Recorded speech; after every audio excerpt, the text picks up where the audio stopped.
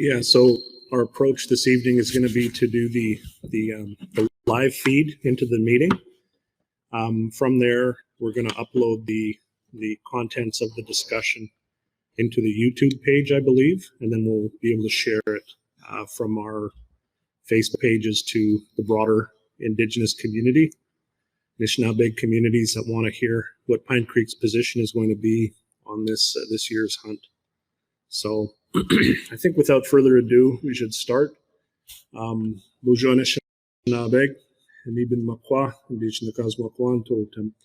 It's my honor to be here this evening in our home community, and those of you Anishinaabe are here to talk about the moose and what we've experienced over the last number of years, the last number of decades, and what we plan on doing going forward.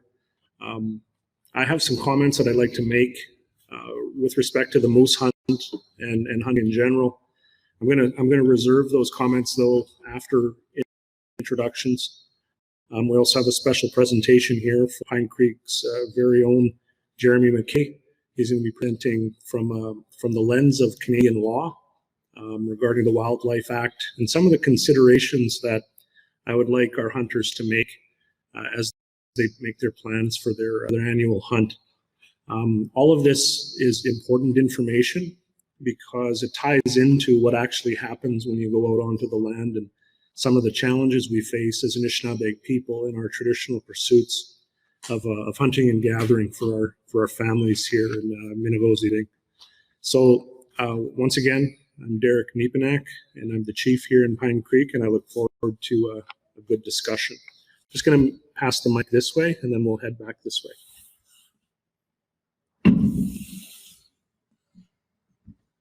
All right, good evening, Councillor Don Trinton. Really looking forward to hearing what your thoughts are on this issue with moose hunting rights. Thank you. Hello, good evening. I'm Councillor Harley Sharpend, and I'd like to welcome everybody who's here today in person and those who are tuning in live to our live feed. And we'd like to get some feedback on this as well at the end. Thank you all for tuning in.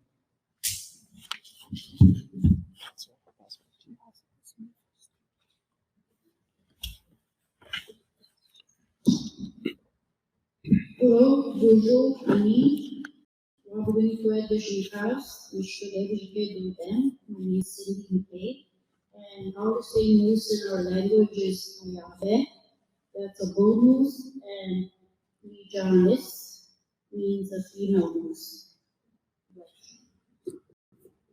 Hi, good evening, everyone. My name is Councillor Angela McKay. Welcome, everybody. Welcome, everybody who is tuning in online.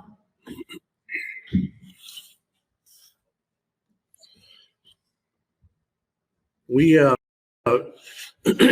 spent a lot of time having discussions over the last number of years about how we respectfully harvest within our ancestral territory. We've tried to have these discussions in collaboration with other interested parties. I'm talking about interested parties. What I'm referring to is the settler communities that have kind of popped up in our ancestral homelands, because they also have, I guess, interests to come into our ancestral territory and harvest the resources. Historically, I think a lot of it centered around trophy hunting and knocking down some of the moose and the elk and bears and so forth for money. But obviously, in this day and age, those types of activities don't really work, and they're not really supported because they're not really sustainable types of activities. What we're facing now is a sustenance-based hunt. In a very short time, we've seen colonial governments of the province of Manitoba come in, and we've seen an environment where the land's been devastated, the waters have been poisoned. We can't drink from the rivers and the streams like we used to barely a generation ago. So things have changed very quickly, and there's many different reasons for those changes that are happening now. If you talk to the government, sometimes they'll try and point the finger at overhunting, and when they say that, they're referring to us as Anishinaabe people, which I find very offensive, because for hundreds of years we've successfully harvested the resources within our traditional territories, and everybody was safe. The water was safe, the animals were safe. That there's lots of issues that we need to work through. And we've talked about it as a chief and council, because Manitoba is trying to engage with us as an elected chief and council to establish what we'll call a conservation regime. And what they're looking for is they're looking for legitimacy in their provincial jurisdiction. They're looking for us to legitimize their science and their conservation by yielding to an authority that they base in Western science, yielding to an authority that they base in the use of force against our people, because that's what's happening out there today. And we're not here to condone that type of actions against our own families and our own community here. So if Manitoba is looking for a chief and council that they can put in their back pocket and say, look at the chief and council in Pine Creek agreed, they're barking up the wrong tree, because we are the traditional users of the lands here, and we're not going to allow for provincial governments to continue to tell us where and when we can hunt. We've been respectful on the mountain for the last over 10 years. I recall sitting with Conservation Minister Bill Blakey at the time. This was in our band office 10 years ago. And I handed Mr. Blakey an arrowhead that was found on the shores of Lake Winnipegosis right behind my old grandma's house. That arrowhead was made of stone. That arrowhead must have been hundreds of years old. And what I told him in receiving that gift from us was that I want you to recognize hundreds, maybe thousands of years of occupation and successful resource management that we have had here as Anishinaabe people. And I want you to also recognize that in less than 80 years, the fresh water is almost gone from the mountain. The trees are gone from the mountain. The moose are at risk, and a number of other animals that we traditionally are at risk. And why did it happen so quickly? It's not from our management. It's coming from somebody else's management. So fast forward to where we're at today. Where we're at today is a point in time where we're reclaiming Anishinaabe law. We're reclaiming understandings about where we are and who we are and how we go about accessing our lands for a traditional hunt and for sustenance hunting to feed our families. And in observance of Anishinaabe law, we have to recognize that the mandate for going out onto the land and harvesting resources comes from the Anishinaabe Quag. It comes from the women who keep the home fires in our homes, the ones who send us out to gather the food supplies that we need to get through, the fall and into the winter and even into the spring. It's women who say that the food supplies are low and it's time for us to go out and gather food. That might be difficult for some people to hear, but it's the truth. That's where Anishinaabe law starts. It starts from the women instructing the men to go out and hunt. And that's something that we seem to have lost an understanding of, because while we always knew this, we started following, government science and government conservation measures and so forth. I think it's time that we start having that discussion again about who really holds the mandate, because the provincial governments and even the federal governments are hoping that we as chiefs and councils will use some kind of artificial power to dictate hunting. And I'm telling you right now, as chief here in Pine Creek, we're not going to prevent anybody from exercising their inherent right, their treaty right to go out and hunt. But what we are going to ask you as a harvester of sustenance, we are going to ask you to be respectful.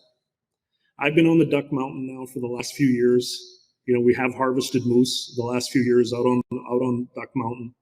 And I can say that the animals, the moose population is recovering. And there is room for a moderate, sustainable harvest this fall. And I don't know how many hunters from our community are going to want to go to the Duck Mountain, but I know that there's other hunters from all sorts of different communities, some of the Creek communities from the north, some of the Anishinaabe communities from the Interlake. They're going to want to head out to the Duck Mountain as well. And I don't think it can sustain a significant hunt, but I think that we as a community, if we need to go out there, if there's men and women who need to go hunting to feed their family, I think that we will observe that, and I think that we are going to be supporting that. But I also want you all to be aware that if you do head out into the lands to go for a hunt, you too may be hunted. And in saying that, what I'm talking about is the use of force.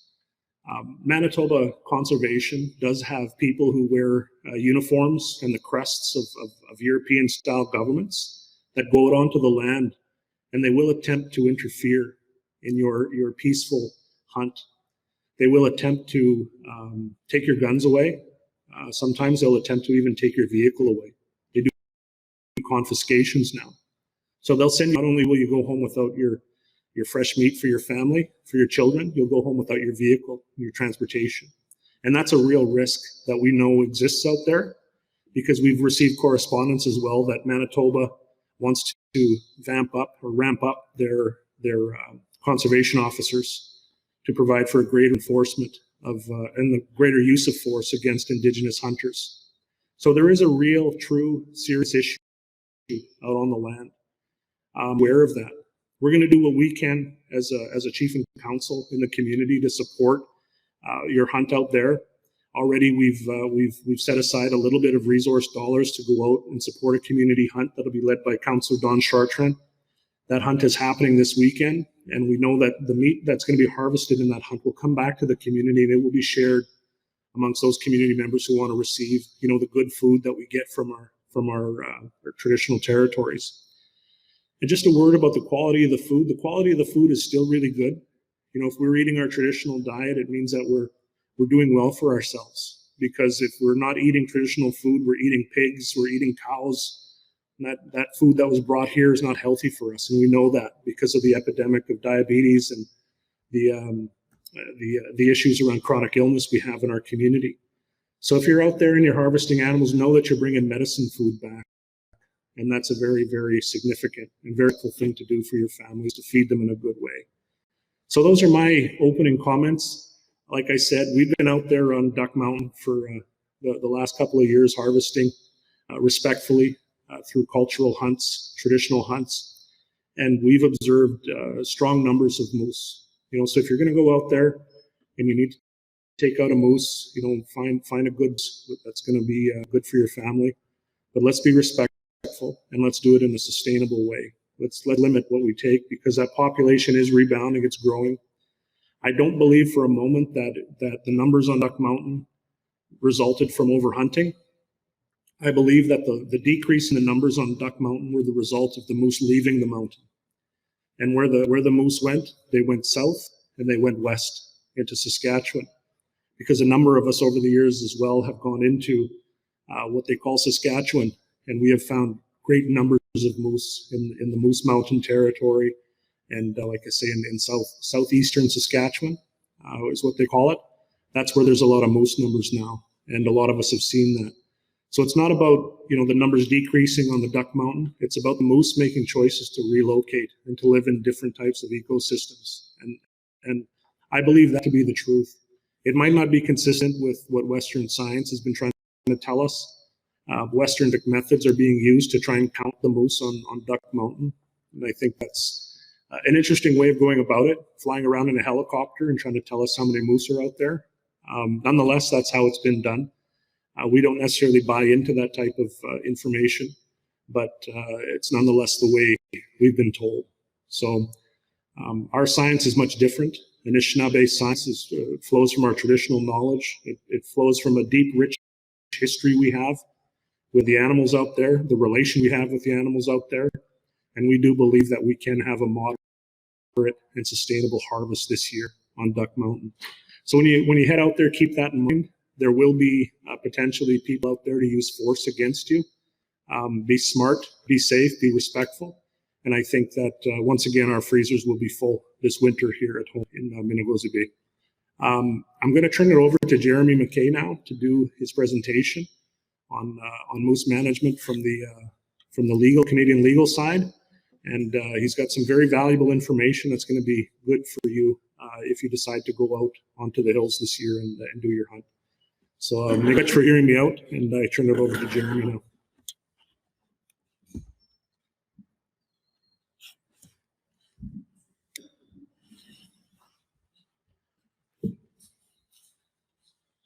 Thank you, Chief. My name is Jeremy McKay, and as the Chief had mentioned, I am a lawyer in Winnipeg. I practice primarily the areas of civil litigation. So I do, in the short time that I have been a lawyer, I've been involved in a number of cases from human rights to constitutional law and so forth. But first and foremost, I'm a member of this community, and in that capacity, I've been very lucky over the last couple of years to be a policy analyst working for the band. I'm here today in that capacity, and it's very it's an honor really for me to be here. I'm always a bit nervous when I deliver presentations in my own community, and especially when my kindergarten bus driver is in the back listening very closely to everything I have. So bear with me as I move along through my presentation. I hope not to take more than 20 minutes or so, at least in my mind. I think I can get through my part in that time.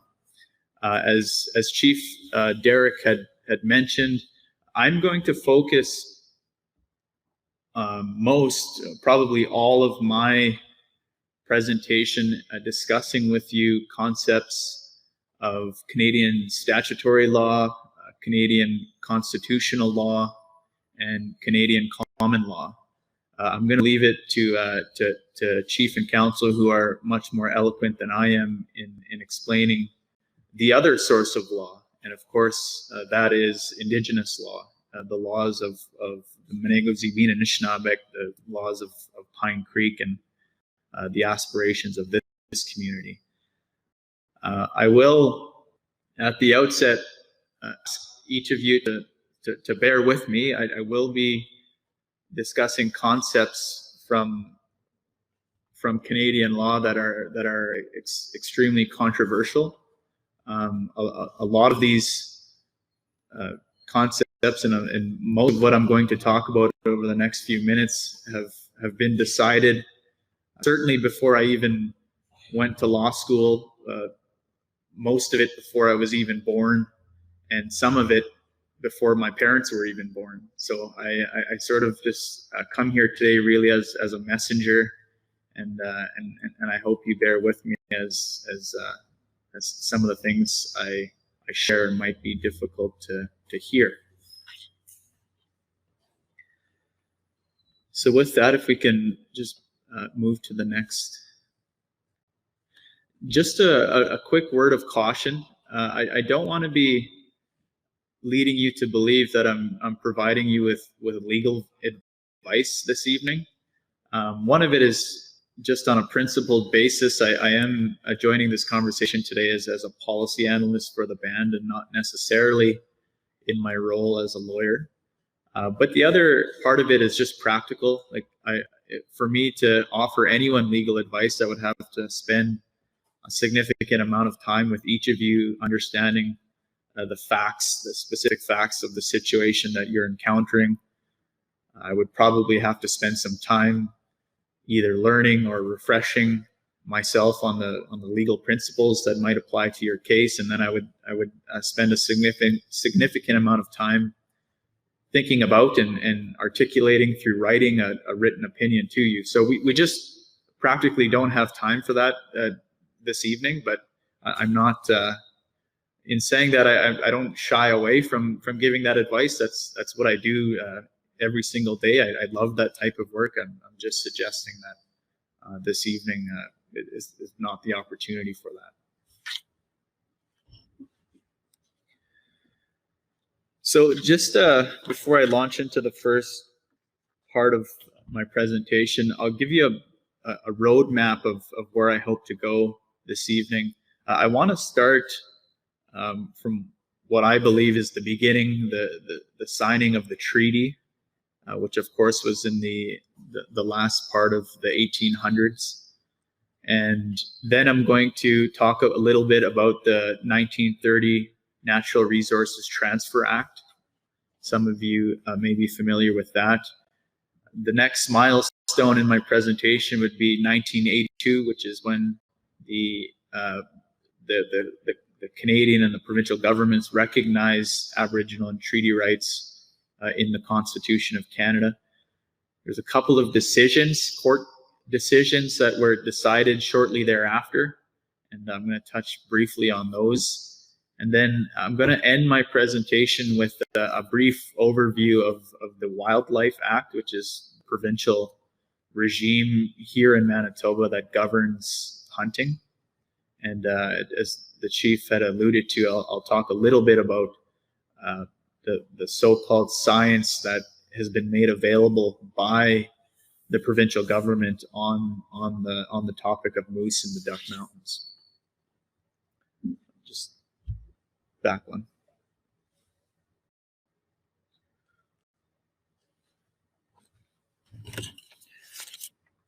So if you're a status Indian and you're an Indian registered to the Pine Creek Band, you are subject to the terms of Treaty Number 4. And Treaty Number 4, the original agreement was of course negotiated and executed at Fort Qu'Appelle.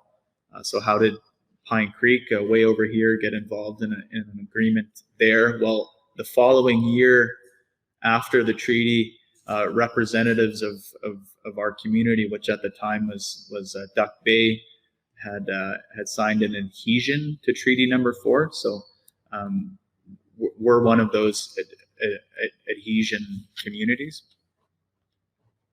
And that was, if you text of the treaty, it was Chief Kisikus, and he had participated in the adhesion in 1875.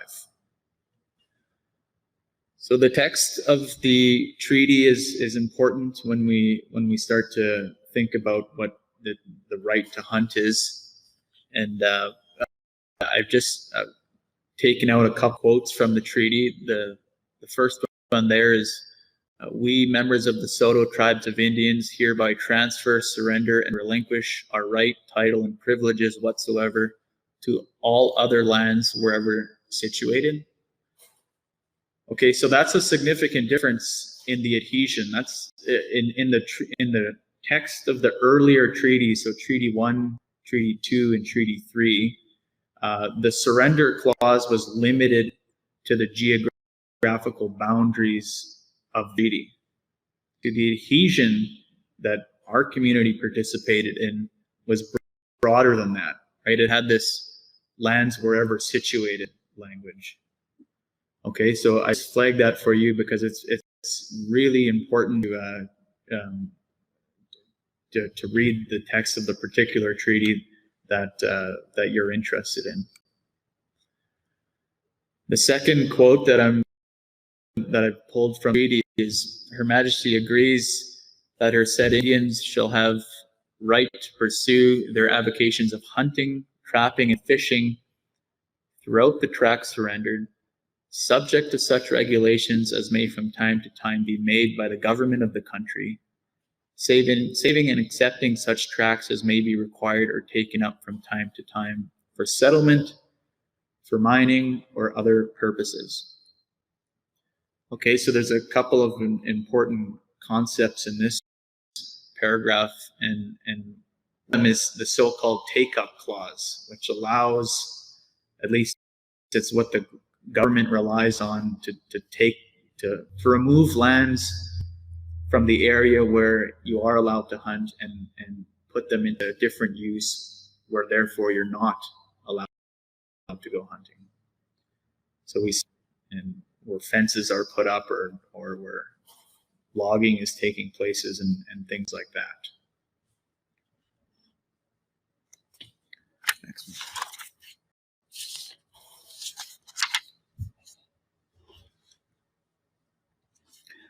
Sorry, one back. I just want to flag this now because I'm going to talk about it a bit later. The treaty makes no distinction between commercial hunting and hunting for food. Okay, that doesn't come until later when in the 1930s with the NRTA, which limited and it altered unilaterally the treaty and limited it to hunting for food. Okay, so I just want to leave that point with you and we'll pick up on it a bit later, but there's no language in the treaty that limits hunting for food. There's evidence at the time that commercial hunting was part of the culture of the people in this area.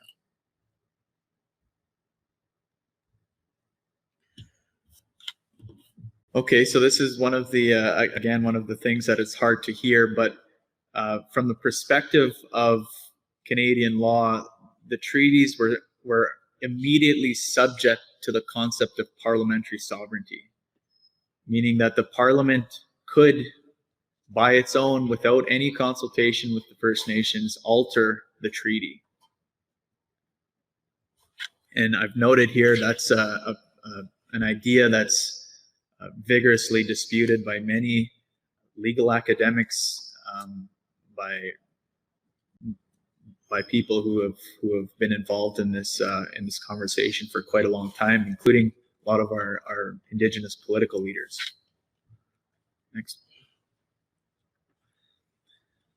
So one instance of the federal government exercising their power, their unilateral power to alter the treaty, is the NRTA. Okay, so I've quoted here. There's 3 different provisions in the NRTA that deal with Indians. This is one of them. This is paragraph 13, which is commonly referred to as the game laws paragraph. I'm just trying to think if I should read it or not. Yeah, I'll just go through it. It's probably hard to see from the back. So this is what paragraph 13 says. In order to secure to the Indians of the province the continuance of the supply of game and fish for their support and subsistence, Canada agrees that the laws respecting games in force in the province from time to time shall apply to the Indians within the boundaries thereof. Okay, so this is the federal government transferring responsibility to the provincial government to regulate hunting. There's another important aspect of that sentence, within the boundaries thereof. So that means that the right to hunt was extended beyond the boundaries of the treaty to the boundaries of the province. Okay, so the treaty right was no longer confined. It's now available throughout the entire province. So when you wonder why First Nations from the far corner of the province are involved in hunting in other areas, that this is where all that comes from.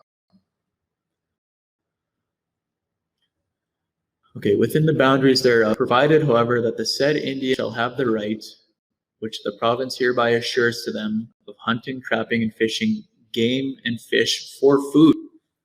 Okay, I mentioned this earlier, that the treaty didn't say anything about whether it was food or commercial. So this is where it was particularized that hunting could only take place for food. At all seasons of the year, we're all familiar with that, on all unoccupied crown lands and on any other lands to which the said Indians may have a right of access. Okay, so you have a right to hunt, or you have a right of access. You do not have a right to hunt to areas where you do not have a right of access.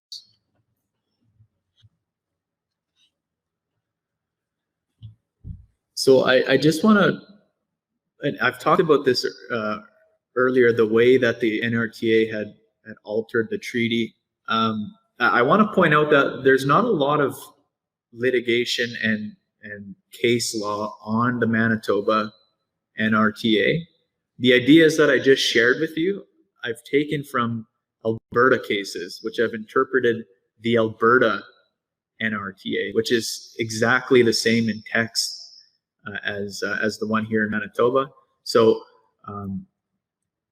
we can learn from cases that were decided in other provinces and try and predict how a court might decide on cases involving our Manitoba version of the game laws paragraph.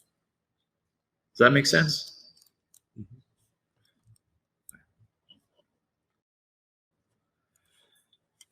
Okay, so that was 1930. Again, long before I was born. Let's fast forward now to 1982. Again, 10 years before I was born. And this is when we have Section 35 of the Constitution.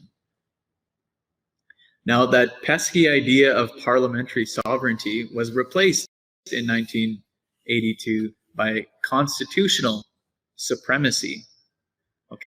Okay, so the it no longer had sort of free will and the ultimate power to infringe on treaty rights. Now they had this constitution that they had to contend with. After the Section 35 of the Constitution was introduced in Canada, there were a number of questions. One of the primary one was,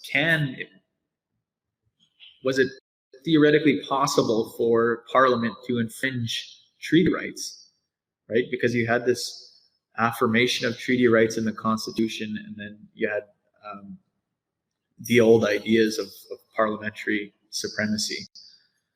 So those questions were taken up by a number of First Nations, and it made its way up to the Supreme Court of Canada beginning in 1990 and in 1996. The first one was a non-treaty decision, and that was Sparrow. And in Sparrow, the court decided that yes, the government can infringe treaty rights, but they must justify that infringement. Sorry, I misspoke. The court decided, yes, the government can infringe Aboriginal rights, right? Because this was a non-treaty case, and however, they must do so in a justified manner. There was still an open question then. Well, what about treaty rights, right? Because that was an Aboriginal rights case, but that case was that question was decided in a case called Badger in 1996, and that was, if I'm remembering correctly, a Treaty 8 First Nation in Alberta. However, there were many Manitoba First Nations that had intervened in that decision and represented primarily by the Assembly of Manitoba Chiefs.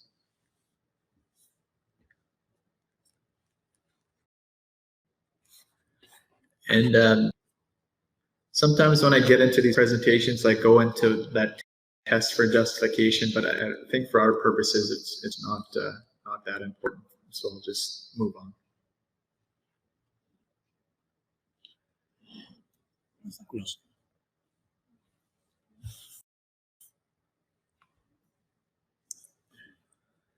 Okay, so that's let me check my time here. Okay, so that's the history of sort of the Constitution and the common law that has developed around it. I want to talk a little bit about the statutory law in Manitoba. Of course, is the Wildlife Act. Now, the Wildlife Act is the legislation that governs the practice of hunting in the province of Manitoba. At least it's one source of law, as the chief had mentioned in his opening remarks. There is another source of law that is often overlooked, and I think we're going to spend this evening talking about, and that is Indigenous law. Like, what is the law of our community, and how do we apply that and protect that for our community members?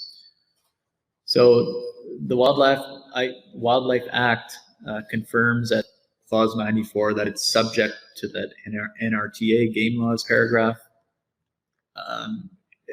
We know that all legislation in Manitoba and Canada more generally must comply with the Constitution of Canada.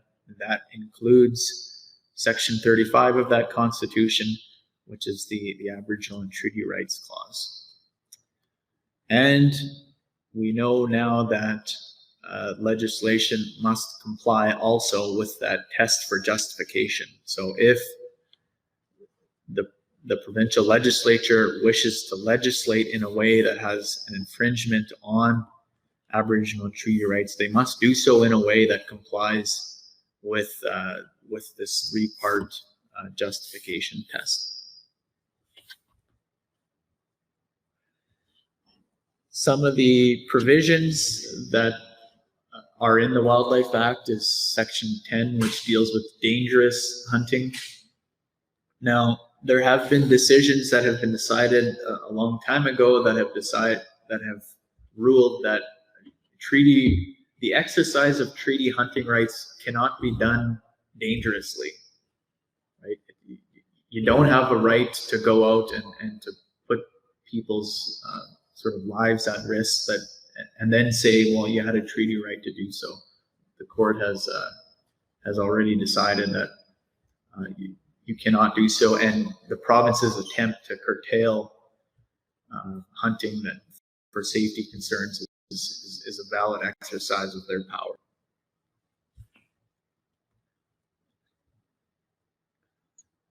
There's recent amendments to the Wildlife Act that deal with night hunting. I don't think we'll get into it here, but I just wanted to point out for all of your purposes that there's two sort of zones in Manitoba and they have different rules. So if you want to go night hunting in the north, or if you want to go night hunting in the south, there'll be different processes and different rules that you would have to be aware of.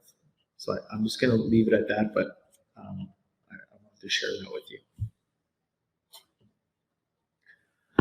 Okay, so getting, I think, more to the primary topic of this evening, and that's areas that have been restricted by the Wildlife Act and its regulations, and specifically for the conservation of moose. So I've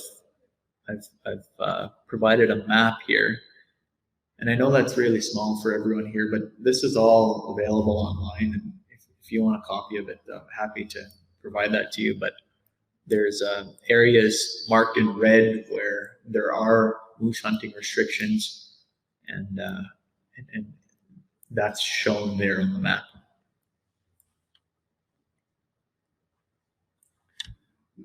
Okay, so this is that Western science that the chief is not very fond of. So this is information that's available, that's made available by Manitoba, and we can find this information online. But this is an outcome of the whole helicopter flying around the ducks and sort of marking down how much moose they see. And they've done that a couple of times over the last number of years, and they've provided the results of their surveys. And this is a synopsis of that. So for game hunting areas in the mountains, aerial surveys were conducted in 2010, 2012, 2017, and another in 2020. So the 2020 survey produced a point estimate of 2,171 moose. So according to Manitoba's best guess, the number of moose in the Duck Mountains is just over 2,000. And the bull-cow ratio was 83 bulls for every 100 cows. So that estimate was not much different from the 2017 survey, but it was significantly greater the 2012 survey, the 2010 survey, by approximately 48 and 61%. So that, in Manitoba's own words, that suggests a gradual population increase in the last decade of moose in the Duck Mountains.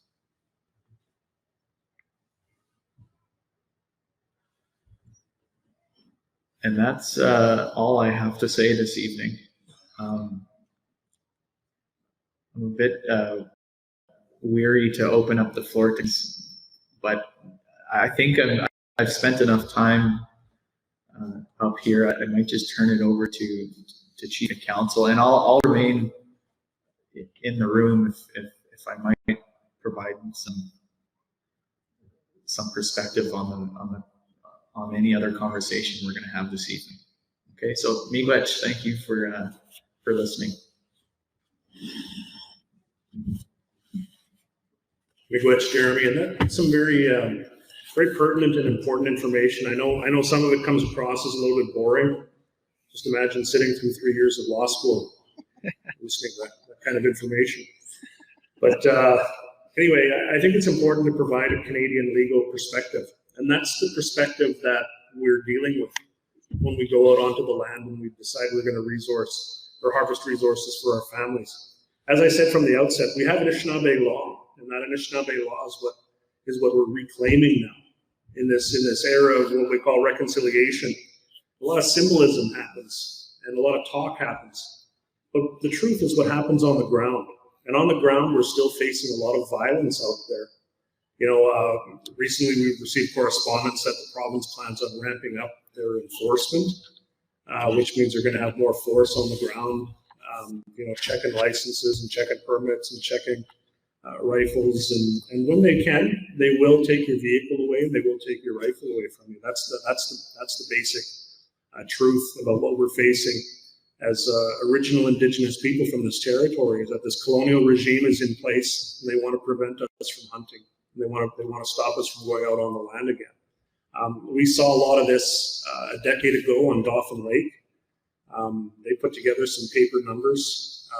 We call them paper fish numbers based on their Western science. They said that there's this many breeding stock of pickerel in Dauphin Lake. We don't know how they came across that number, because I think it might be impossible to count the number of fish in a lake like that. But nonetheless, you know, because people believe in what they say, they said that there's this much numbers of fish and that we were putting the fish at risk by being out there fishing in the springtime. So they put a conservation closure in effect. And by putting a conservation closure in effect, they believe that they were infringing on the treaty right justifiably. Because as Jeremy mentioned, they need a justification to be able to infringe on the treaty right. So if they believe they have conservation numbers warranting a closure, whether it's fish or moose, they will use that conservation science to try to prevent us and enforce laws against us. Meanwhile, they're not relying on any of our science. They're not relying on any of our traditional knowledge.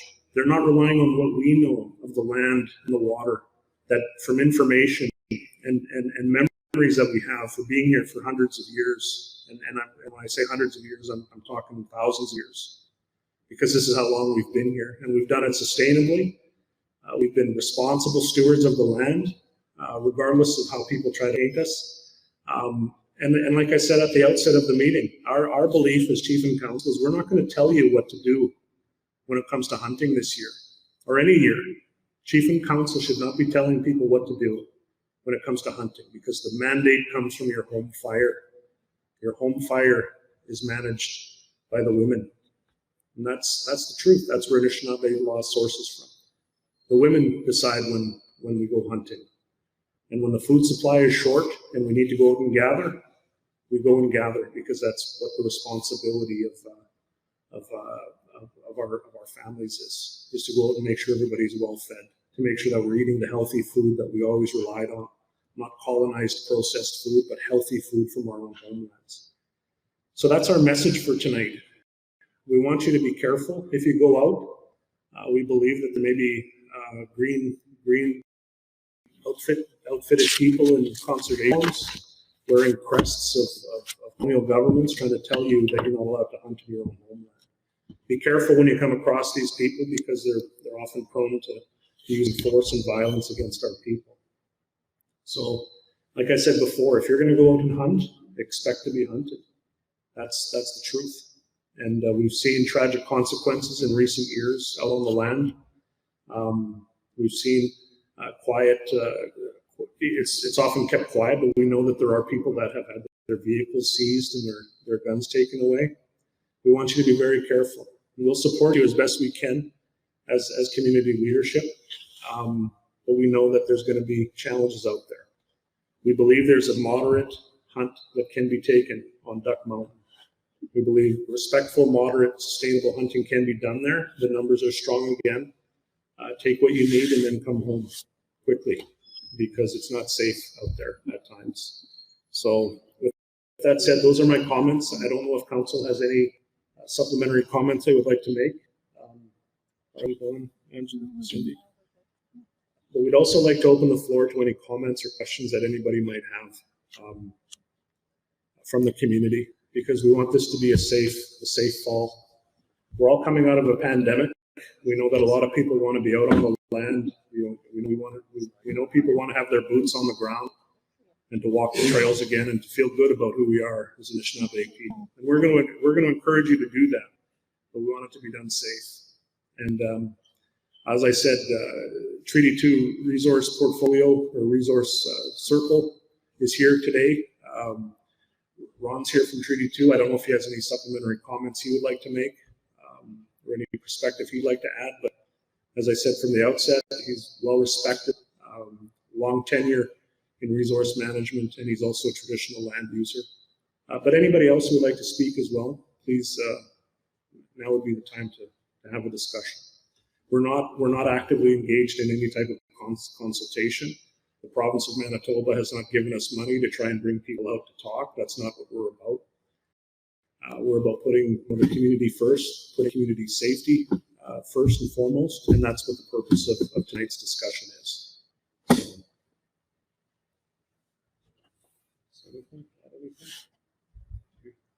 Okay.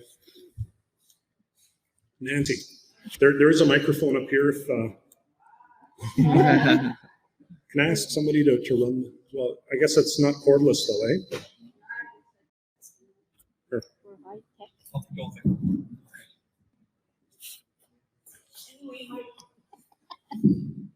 Anyway, my question is to whoever can answer it here or out there. When did Anishinaabe start night hunting anyway? As far as I remember, being raised by my dad, he only had one arm, the other one was amputated, but he always hunted during the day. Where did that come from to hunt at night? Because if you're going to respect, like, we have to respect the animals that we have here. They're there for a reason, and that is to feed us. But it's disappointing to me when I hear like there's night lighting and all that. These poor animals don't have a chance. If you're a real hunter, go up there during the daylight hours and hunt. Don't go at night.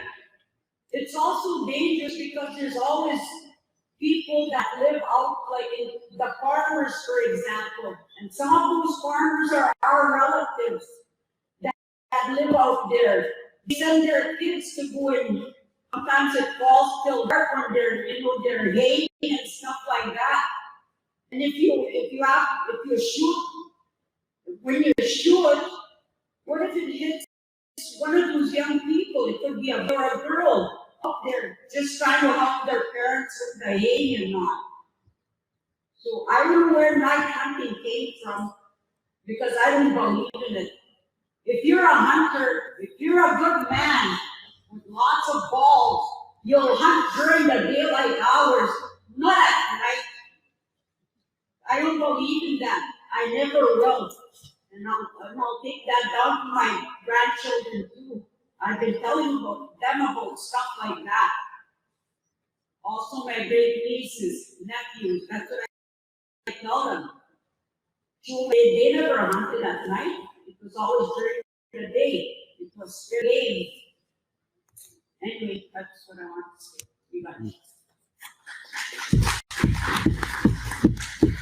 Thank you much for your comments, Nancy. Ron?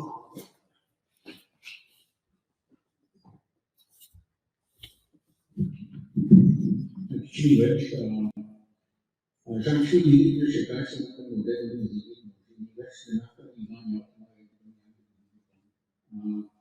my name is Ron Messiah. I'm the keeper of the Term Protection National Work for Treaty 2. I'm from Dog Creek, MLZB, and I appreciate the comments that Derek made regarding me being respected. I like to think I am. I worked in government for 19 years as a Indigenous Relations man and facilitated a lot of meetings that happened in our nations with respect to mismanagement, night hunting, and other files. And I've been with Treaty Team for 2 years. And the letter that Chief Deep and I talks about, we received that same letter at Treaty 2, touting shared management as the way forward. But embedded in that letter was also the fact that they were going to additional enforcement measures in the Duck Mountain to patrol and monitor for people and harass their people. And he wanted us to fill out a survey, ask us a series of questions, which we thought was an insult. And they talked about their duty to consult and accommodate. And I pointed out numerous issues with that phrase, consult and accommodate. They have a very flawed consultation process, and they have no accommodation process. They have not accommodated missionary people in many of the consultations that are taking place. This goes in the Duck Mountain and the Porcupine Mountain. There's never been one accommodation measure given to the nations that were consulted. And yet they continue to use that language. And you're right, Chief, you're going to get hunted. Hunters are going to get hunted and harassed. And with the loss of people, loss of firearms, you're also going to get, if you have a moose in your possession, you have a bull moose, there's a $5,000 fine on top before you get to court. Then a $3,000 fine for female moose. So that tells you what they believe. They're protecting their trophy animals because there's more money.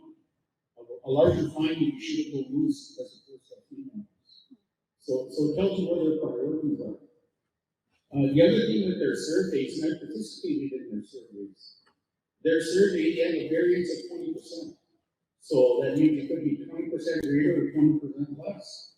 So the number of 2000, if it's minus 20%, it's 1,700 moose. But if it's plus 20%, it's 2,600 moose. And they can't count every moose in the mountain. When I worked in the government, I called their exercise swag, a scientific wild ass guess. That's what it is. You can't count every moose, right?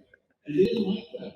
And I participated in surveys where we have low blocks, medium blocks, and high blocks. So we find low blocks, which you're not supposed to see any moose in there. But if they see 3 or 4 moose in there, they think, oh my God, this is going to score a number. You better identify another low block so we can see no moose, right? So if there's a high density of moose in the area, and if they see moose in a block where there's not supposed to be any, it skews their number. So they purposely fly another low block hoping they don't see moose. So the process is severely flawed. And my advice always was create a relationship with the communities. You know, and then you can resolve any issue you want between government and nations if they would talk to us. But they don't talk to us, they don't talk to us unless it's on their terms. So I'm very glad to hear that the stance being taken by Pine Creek University of not being a doormat to their process. Because essentially we wrote a letter of communities telling them the same thing, knowing that there's going to be some of our nations asking for a permit to go hunt moose in that country. And we can't speak for the nations that want to do that. As I told the chief earlier, I'm going into the mountain with my longbow. I hunted in the mountain, I guess, in the early 90s, 1991, I started going. I took 15 moose out there with my longbow. And when I was in the mountain, there were a lot of moose. There's many times I could have come home the first day. And that's what the longbow where I could shoot moose 5 yards, 10 yards. I didn't want to, so I didn't want it. All the way to fast forward 22 years, I didn't even see a moose trap. You know, and that's walking in the bush, not on a trail, that's walking in the bush. So,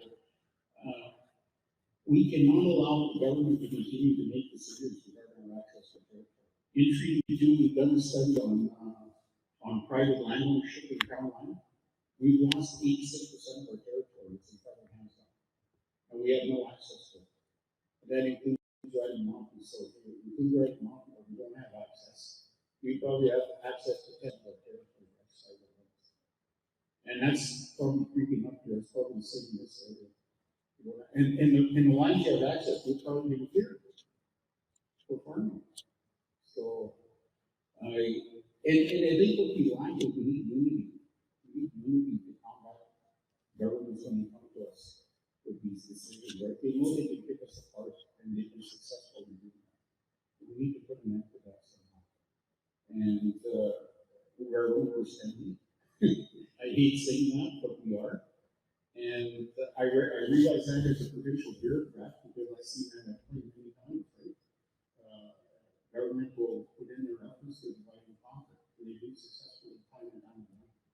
So, and we're here to support whatever decision Pine Creek is going to be. I mean, I'm simply saying that. So, I say treaty wedge, and to the hunters, be cautious, be safe. If you're a good hunter, you won't be caught.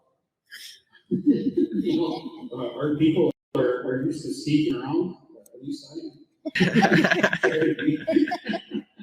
I don't see conservation officers where I go, but they don't get out of their trucks very often. So be careful, be cautious. There's someone who can get open the bush.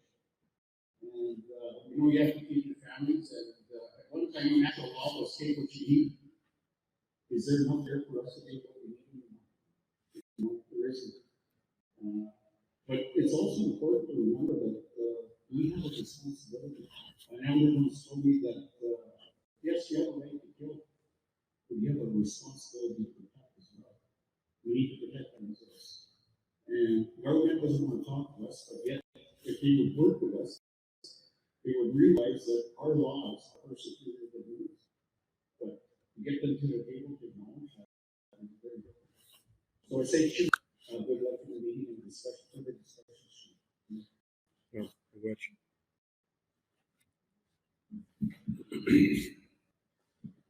Really appreciate Ron's insight into the process. Like he said, he's been very successful with the longbow and his years of hunting and being actually out on the trails, which you know, the credibility he brings to the circle. I just take that a step further. If you know, if there's a chief and council out there, I'm not speaking for any other community, but if they're issuing permits that have been granted by the province of Manitoba, I believe that we're already breaching treaty if we're going down that path. And you won't see us as chief and council here in Minnesota issuing provincial permits. That would be a compromise that we're not going to cross. That's a boundary and treaty that we won't cross. I believe it to be way outside the bounds of what's expected of us. We'll be respectful, but recognize where the law comes from. It comes from our home fires, and we'll support where we can. Are there any other comments? Any other questions about the upcoming season? I know Don has organized a community hunt. That hunt will be starting the next day or so. Don's a traditional hunter, very, very good at the trade, and he's going to be leading a group out onto the land over the weekend. We're very happy to be able to support that. There's going to be, you know, fresh meat from the mountain coming home over the weekend, and we'll be able to feed many. I know there are questions coming in from the viewers that are on the Facebook Live. There's 2 questions. I hope they're good questions so I can pass the microphone to Jerry. Question 1. Treaty 4 encompasses 3 provinces. Do inherent rights follow the treaty? Do inherent rights follow the treaty? Okay, I can try. Okay. Or do you want to try? I would say yes, but we'll let Jeremy elaborate. Sorry, what was the question? Treaty 4 encompasses 3 provinces. Do inherent rights follow the treaty? So the question was, the preamble was Treaty 4 encompasses 3 provinces? Yeah. Do inherent rights treaty? Well, that's a good question that I don't know if I have the answer to.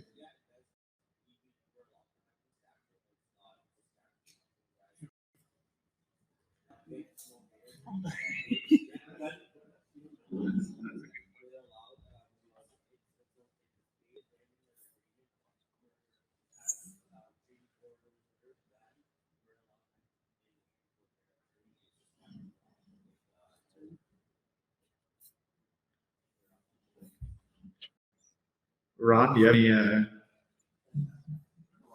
rebuttal or? No.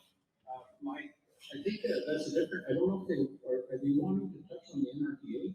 As we know, the NRTA applies to Manitoba, and Saskatchewan implemented a process, I think, which has been supported by the provincial court, that only a treaty signatory First Nation can hunt in Saskatchewan. So Treaty 2 extends into Saskatchewan, so does Treaty 4, and I think Treaty 5. So they allow First Nation members from those treaty areas to hunt in there. But let's say a Treaty 3 or Treaty 1 even, they're not allowed to go to Saskatchewan under, but that's by policy by the Saskatchewan government. Now, the question of inherent right, that's a totally different question.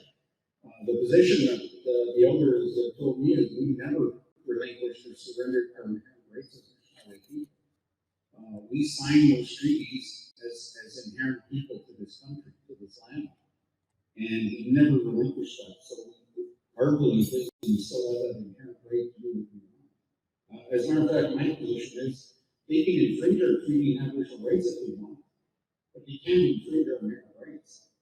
So I'd like to get clarification on the question. Are they asking about NRTA or inherent rights? Right? I mean, that's the only answer I have. There's legal minds up here. Maybe you have better answers. Yeah, I agree with what you're saying, Ron. And inherent rights happen first in time. Treaty happens much later. Like we come to the treaty table as a very evolved society of the Anishinaabe, and within our society are the inherent rights of our people. We don't negotiate or give away the inherent rights at treaty. So the treaty is subject to the inherent rights of the people, and that's what I believe. How I would frame the response. Inherent rights happen first in time through the evolution of who we are as people on this land. And the treaty should be subject to the inherent rights. And that's part of the great battle, is that, you know, the European society that popped up here doesn't understand what inherent rights are and what we bring to the bargaining table. They only understand their English or French version of the treaty text, and that's where part of the problem arises from. Question 2. What does the government see as a sustainable moose count in order for them to stop this regulatory process against our sustenance right? It is my belief LP, I don't know what that means, but it is my belief LP along with the province created this moose shortfall. Right. Okay. So just for the purposes of the folks here in the arena, the first part of the question is, what is the magic number of moose that we need to achieve in the Duck Mountains for the province to lift the hunting closures? And then the second part of the comment was, well, isn't the forestry activities of Louisiana Pacific contributing to the problem we're experiencing with the moose? So in terms of the first question, I've heard directly from senior officials of the province that they don't think there'll ever be an open season for moose in the Duck Mountains ever again. So I don't know if there is a number that we might be able to achieve where the hunting closure would be lifted, at least if you were to ask the Manitoba government. And Ron, if you have any more to add to that, the second point of it before I turn it back over to Ron is absolutely, like, Pine Creek is in a process right now with Manitoba regarding the Louisiana Pacific forestry operations, and that is precisely the number one issue for us is what is the relationship between Louisiana's Pacific's forestry operations and the problems we're experiencing with moose hunting. So absolutely, I agree with that. Ron? I think we have a live example of where we're headed, and that is laid off and mentioned by Chief Garrett. That fishery recovered a long time ago. There's enormous angling that occurs on the lake summer, winter, and fall. and they have a commercial fishery on the lake as well. And yet they have not lifted the conservation program on the lake. And he asked the province, and I asked that question, they were asked it many times when I was working there. What is the carrying capacity of the duck pond with respect to use? They never had an answer, and never provided one, and they won't. Because as I agree, they are not going to lift the conservation program. They will not lift the conservation program. That's been demonstrated by their actions on the ground. That's what I have to say.